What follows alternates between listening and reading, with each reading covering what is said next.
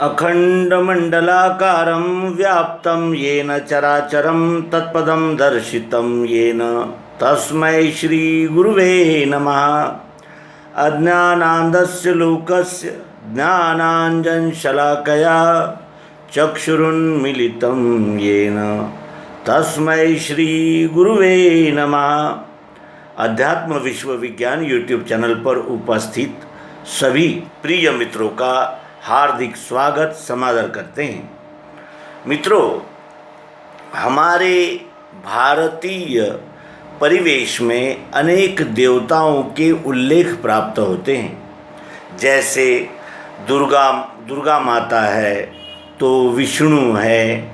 इस प्रकार की अनेक देवताएं हमारे इतिहास में, पुराणों में वर्णित है। और उसका रहस्य क्या है, इस विषय में हम में से अनेक लोग आज भी अंधविश्वास और अंधश्रद्धा में ही पड़े हुए हैं। लेकिन वो ये नहीं सोचते कि देवता इस शब्द का अर्थ क्या है, देवता किसे कहते हैं, देवता का कार्य क्या है और देवता का मूल स्वरूप क्या होता है। देवता इस शब्द का अर्थ होता है देने वाला। इस विश्व को कुछ न कुछ देने वाले को देवता कहते हैं। तो इस विश्व में देने वाले कौन हैं? हम तो सब लेने वाले हैं। हम तो कभी देते ही नहीं, कुछ भी नहीं देते। हमारा इस समाज के लिए, देश के लिए, धरती के लिए, मानव जाति के लिए, मित्रों के लिए एक ही उपहार है और वो है स्वार्थ। मतलब हमारा ही पूर्ण हो जाए, फिर इसके लिए हमें कुछ भी करना पड़े, ये हमारा योगदान है। तो हम तो कुछ देते ही नहीं, फिर देवता कहते किसे हैं? देवता कहते हैं देने वाले को। तो देखें देने वाले कौन हैं। देने वाले हमारे पास 5 देवता है। पृथ्वी ये माता है हमारी, जो हमें अन्न देती है, जल का संग्रहण करती है। और यही पृथ्वी सूक्ष्म रूप से सबके घ्राणेंद्रिय में अर्थात नाक में गंध बनकर उपस्थित है। फिर वायु देवता है। वायु देवता हमारे श्वासों का संचालन करते हैं। यही वायु देवता हमारे शरीर में प्राण, व्यान, अपान, उदान और समान बनकर विभिन्न प्रकार के कार्य करते हैं। और यही वायु देवता हमारी त्वचा में उपस्थित है, जिससे हमें स्पर्श का अनुभव आता है। फिर हमारे पास अग्नि देवता है। अग्नि की विभूति सूर्य हमें प्रत्यक्ष दिखती है और जिसके वजह से ही इस पृथ्वी पर ये जीवन यानी चल रहा है।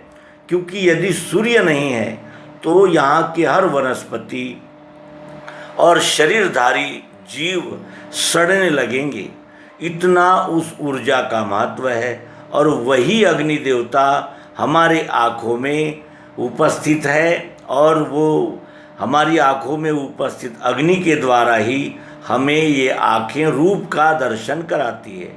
हम आँखों के द्वारा ही रूप का दर्शन करते हैं। ये भी एक देवता है। उसके अनंतर हमारे पास जल देवता है। जल को जीवन कहा है। जल से ही इस सृष्टि के सभी जीव यानी धारण करने वाले जितने भी घटक है वो सब जल से परिपोषित होते हैं।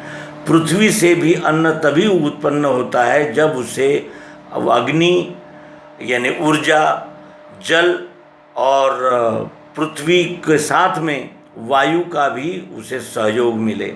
तो हमारे पास जो जल देवता है वो हमारी प्यास का शमन करते हैं। सभी जीव मात्र की प्यास का शमन करते हैं। यहाँ तक कि पेड़ पौधे भी जल से ही सिंचित होते हैं और जल के यानी सहयोग से ही बढ़ते हैं, फलते फूलते हैं। और वही जल हमारी जीवा में रस बनकर उपस्थित है, जो हमें स्वाद का अनुभव देता है। उसके अनंतर हमारे पास में पृथ्वी, जल, अग्नि, वायु और आकाश देवता है। आकाश देवता में ही तो हम सब उपस्थित है। आकाश कहते हैं स्पेस को, स्काई को नहीं। क्योंकि स्काई क्या है तो कुछ भी नहीं। जहाँ तक हम ऊपर जाएंगे ये स्काई ही हमें भासमान होता रहेगा। स्काई का वास्तविक अर्थ होता है स्पेस, और स्पेस में ही सब कुछ है। पेड़ पौधे, चारों खानियों की अनंत योनियाँ यहीं उत्पन्न होती है और इस स्पेस में ही पलती बढ़ती है और एक दिन इसी स्पेस में रूपांतरण को प्राप्त होती है। 5 देवता रक्षा करे, और कौन? ब्रह्मा विष्णु महेश। ब्रह्मा क्या है? तो इस रजोगुण को ही ब्रह्मा रूपकात्मक रूप से ब्रह्मा कहा गया है, जो सृष्टि के निर्माता है। हम भी देखते हैं कि जब तक रजोगुण होता है वही उत्पत्ति करता है। फिर विष्णु, जिसे सत्वगुण कहते हैं, उसे विष्णु कहा गया है अध्यात्म विज्ञान में। विष्णु कौन है? जो पालन पोषण करते हैं। लयकर्ता महेश है, यानी ये सतोगुण रजोगुण तमोगुण को ही ब्रह्मा विष्णु महेश ये संज्ञा प्राप्त हुई है। आशय यह है कहने का कि इस भारतीय तत्वज्ञान में, भारतीय उपासना पद्धतियों में जो जो भी प्रतीकाएँ हैं उनका कुछ न कुछ निश्चित अर्थ है, और वो निश्चित अर्थ हमारे जीवन से लगा हुआ है, जुड़ा हुआ है। न हमसे कुछ अलग है, न इस विश्व से कुछ अलग हो सकता है। उसी तरह शंख, चक्र, गदा और पद्म ये भी प्रतीकात्मक रूप से हमें प्राप्त होते हैं। शंख क्या है? शंख है उपदेश। कोई भी जब हम कार्य करते हैं और उसमें अगर कोई समझता नहीं है बात को, तो हम उसे उपदेश करते हैं। भगवान श्री कृष्ण जी ने भी महाभारत के युद्ध में शंख बजाया। वहाँ उस शंख बजाने का क्या अभिप्राय था? वहाँ शंख बजाने का अभिप्राय था आवाहन देना कि अब युद्ध की शुरुआत होने वाली है और हम सब युद्ध के लिए उपस्थित हैं। और उसी तरह शंख का यानी अभिप्राय उपदेश भी होता है। किसी को उपदेश करना वो शंख कहलाता है। फिर चक्र होता है। चक्र का अर्थ होता है कारस्थान। जब कोई बात उपदेश से सिद्ध नहीं होती तब हम कारस्थान करते हैं। कारस्थान किसे कहते हैं? प्लान बनाना, योजना बनाना और योजनाबद्ध रीति से अपने शत्रु से निपटना। ये भी एक आयुध है। महाभारत के युद्ध में भगवान श्री कृष्ण जी ने भी ये प्रतिज्ञा तोड़ दी कि मैं शस्त्र नहीं उठाऊंगा, रथ का चक्र लेकर ही भीष्म पर वो आक्रामक ढंग से आगे बढ़े उस चक्के को लेकर के। ये भी एक उदाहरण है। चक्र कहते हैं प्लानिंग बनाना, किसी को घेर लेना। तो ये कारस्थान होता है। अपने शत्रुओं को नियमित और संयमित करने के लिए, दमन करने के लिए उस चक्र का सहारा लेना पड़ता है। और ये इसलिए करना पड़ता है कि परित्राणाय साधूनाम, समष्टि के रक्षण के लिए, इस विश्वरूप परमात्मा में जन सामान्य के लिए न्याय और रक्षा की व्यवस्था करने के लिए ही चक्र का आविर्भाव होता है, जिसे कारस्थान कहते हैं। फिर है गदा। गदा ये निश्चय का प्रतीक है। जब हम किसी भी शुभ कार्य का निश्चय करते हैं तो उस बात को यानी ठाम ढंग से निश्चित रूप से स्वीकार करते हैं, अंगीकार करते हैं, और वो निश्चय ही हमें सफलता के यानी पायदान पर ले जाता है। सफलता प्राप्त कराने में निश्चय का बहुत बड़ा हाथ होता है। यदि हम किसी भी बात में, किसी भी विद्या लेने में या कोई भी कार्य करने में जब तक संकल्प सहित उपस्थित नहीं होते, तब तक उस कार्य के प्रति हम अपना यानी 100% नहीं दे पाते। इसीलिए गदा है निश्चय का प्रतीक। जब निश्चय हो जाता है, अटल निश्चय जब होता है, तभी हम सफलता प्राप्त करने तक अपने आप में धीरज रख सकते हैं। ये गदा का अभिप्राय है। और पद्म क्या है? पद्म है प्रसन्नता। जो भी समय आए, जैसा भी समय आए, अपने हृदय की प्रसन्नता को न ढलने देना। क्योंकि हम देखते हैं कि अनेक संघर्षपूर्ण जीवन हमारे सामने होते हैं। उन्होंने संघर्ष के समय में भी अपनी प्रसन्नता को नहीं खोया और अनेक चित्त विभ्रांत नहीं हुए और आक्रामक नहीं हुए, उत्तेजित नहीं हुए और शांत चित्त से उन्होंने अपने आगे आई हुई हर समस्या का हल खोजा, उस समस्या पर मात की। ये क्यों यानी सफल हुए? ये हुए हैं पद्म अर्थात प्रसन्नता के सहारे से। और वो प्रसन्नता जो कभी आती नहीं न जाती है, जब तक हम आत्मवत सर्वभूतेषु नहीं देखते, अपने आप में आत्मस्थिति में यानी रत नहीं होते, तब तक हमारी प्रसन्नता हमें प्राप्त नहीं होती।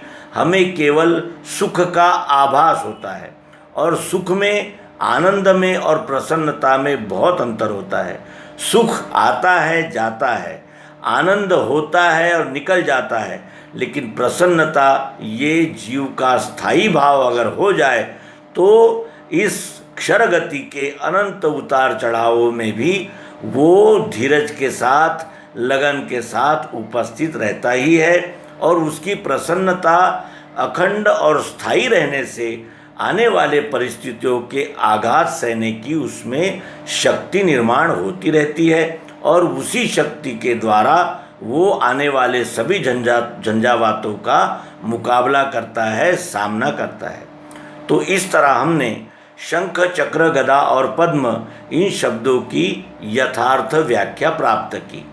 अब देखें कि प्रतीकात्मक रूप से मंदिरों में घंटी बजाई जाती है, अगरबत्ती जलाई जाती है, दिया लगाया जाता है और ईश्वर की आरती की जाती है।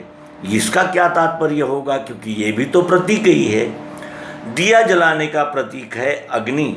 अग्नि ये तत्व है, और जब हम दिया जलाते हैं तो प्रकाश होता है।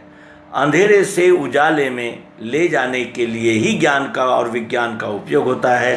तमसो माँ ज्योतिर्गमय, अंधेरे से उजाले की ओर इस जीव का प्रस्थान होना चाहिए, और इसकी जान यानी इसकी स्मृति रखने के लिए, और आँखों से रूप दिखता है, ये वैज्ञानिक सत्य का बोध प्रत्यक्ष कराने के लिए मंदिरों में दिया जलाया जाता है, घंटी बजाई जाती है।